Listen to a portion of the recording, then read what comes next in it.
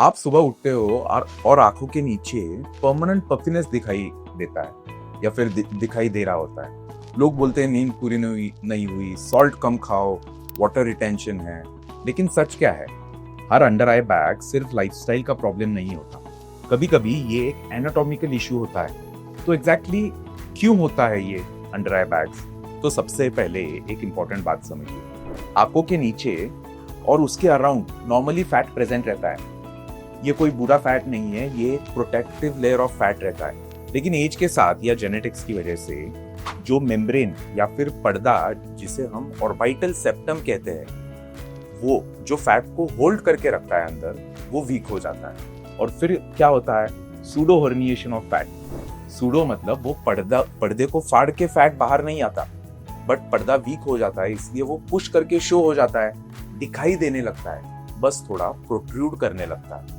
इसलिए permanent puffiness दिखने लगती है, चाहे आप अच्छा खा रहे हो या 8 घंटे सो रहे हो। अब पफिनेस और डार्क सर्कल्स, इनके बीच में का डिफरेंस भी समझना बहुत जरूरी है। डार्क सर्कल्स एक अलग प्रॉब्लम है, अंडर आई बैग्स अलग प्रॉब्लम। डार्क सर्कल्स पिगमेंटेशन या कलर का इशू होता है, बैग्स एक स्ट्रक्चरल इशू होता है, इसलिए क्रीम से बैग्स नॉर्मली जाते ही नहीं। अब सवाल आता है, इसका ट्रीटमेंट क्या होता है? तो ट्रीटमेंट डिपेंड करता है 2 चीजों पर। वन इज सिर्फ फैट प्रोट्रूजन है या फिर फैट प्रोट्रूजन के साथ extra excess loose skin, wrinkled skin भी है वहां पे। तो फर्स्ट ऑप्शन है ट्रांसकंजंक्टिवल अप्रोच। अगर सिर्फ फैट बल्ज है और स्किन टाइट है तो हम क्या करते हैं? ट्रांसकंजंक्टिवल ब्लेफरोप्लास्टी। इसमें क्या होता है, तो आईलिड के अंदर से हम छोटा सा एक स्टैब इंसिजन लेते हैं, एक्सेस फैट को निकाल देते हैं। पूरा फैट नहीं निकालते हैं, इसमें उतना ही फैट निकालते हैं ताकि बैग्स कम दिखाई दे, प्रोट्रूजन कम हो, बाहर कोई विजिबल स्कार या कट नहीं होता। ट्रांसकंजंक्टिवल रिकवरी रिलेटिवली फास्ट होती है और ये यंग पेशेंट्स में एक बहुत कॉमन एंड प्रेफरेबल अप्रोच है। अब सेकेंड ऑप्शन है skin excision with fat correction.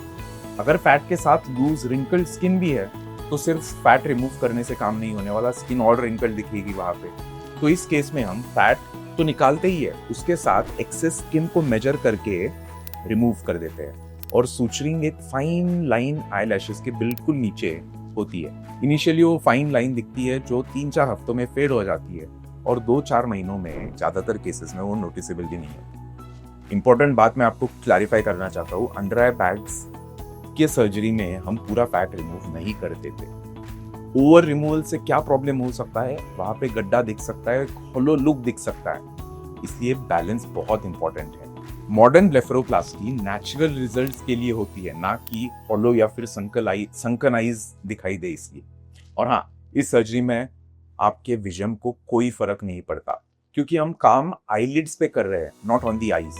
सो आपका विजन सेफ रहता है। हम ऑपरेशन के टाइम पे आईज के ऊपर एक प्रोटेक्टिव शील्ड रख देते हैं तो कुछ प्रॉब्लम नहीं आता, इसलिए यू कैन रिलैक्स।